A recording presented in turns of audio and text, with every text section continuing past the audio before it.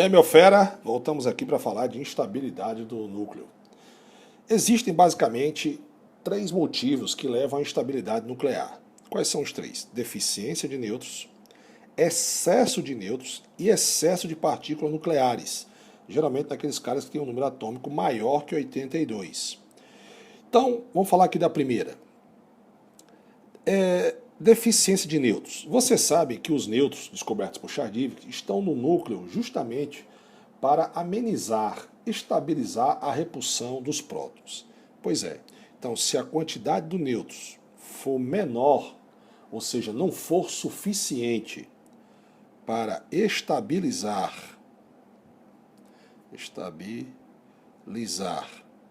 a repulsão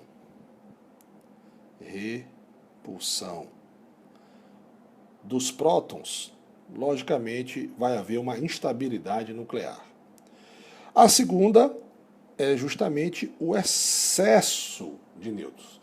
Quando a quantidade de nêutrons for maior do que a necessária para estabilizar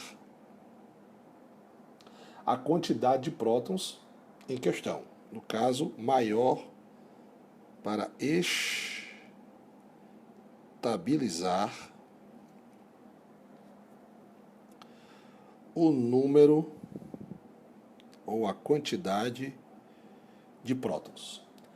Lembre-se, o núcleo é um lugar extremamente pequeno, cara. Certo? Então, qualquer coisa a mais, né, qualquer coisa que você tenha a mais, ou seja, em excesso, logicamente que isso vai criar uma instabilidade, ok? E o terceiro, excesso de partículas nucleares. Isso aqui ocorre quando houver muitos prótons. Então aqui geralmente ocorre quando você tem muitos prótons e muitos nêutrons dentro do núcleo. Aí a instabilidade se torna inerente, ou seja, vai ocorrer devido justamente às restrições espaciais, ou seja, ao tamanho do núcleo. Como ele é um lugar muito pequeno, então você tem lá uma região muito pequena, carregada de partículas, muitas partículas, geralmente com número atômico maior que...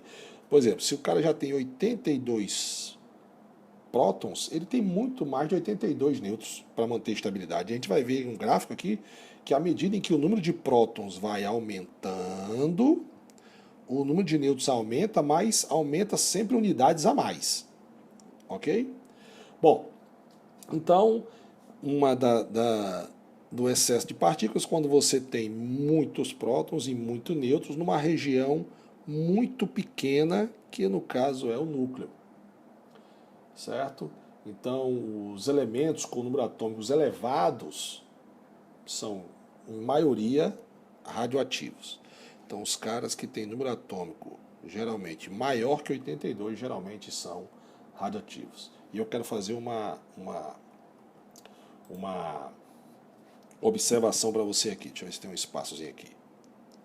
Observação de Sandrão. Observação de tio Sandrão. Os isótopos, que a gente falou agora, isótopos, né?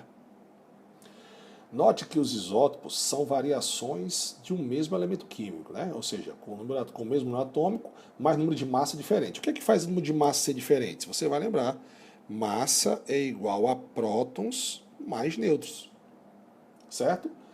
E os isótopos mais abundantes na natureza são os mais estáveis. Então, preste atenção, que eu vou escrever aqui, ó. Os mais abundantes são os que têm maior estabilidade, ou seja, são mais estáveis. Justamente porque tudo na natureza procura lugar de maior estabilidade, né? Lá ele tem menor energia, eu já falei isso várias vezes, né? Então, os isótopos mais abundantes e naturalmente são os mais estáveis, ele tende a ter uma quantidade ideal de nêutrons, certo?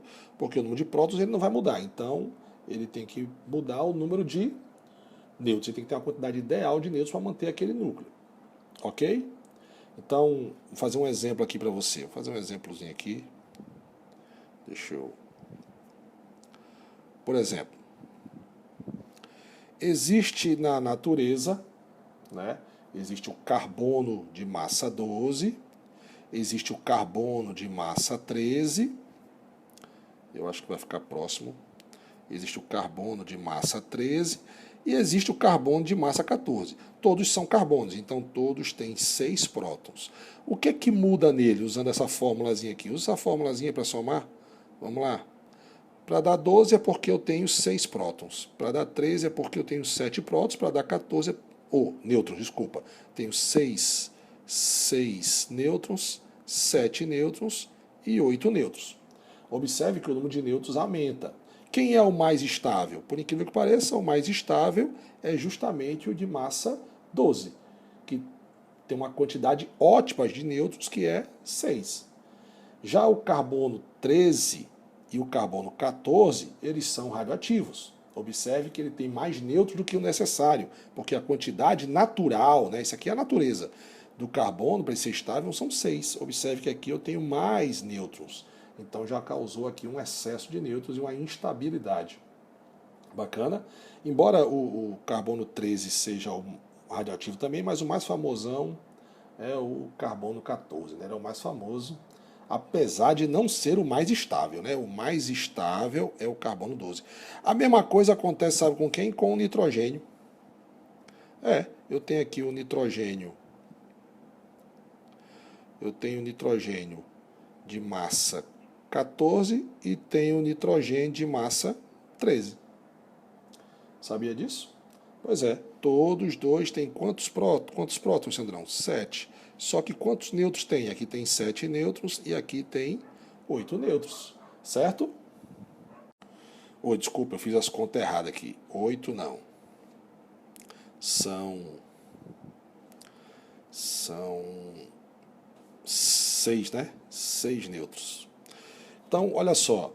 Quem é o mais estável? O mais estável é o nitrogênio com massa 14. Quem é o menos estável? É o nitrogênio de massa 13. Observe que aqui eu fiz os dois exemplos.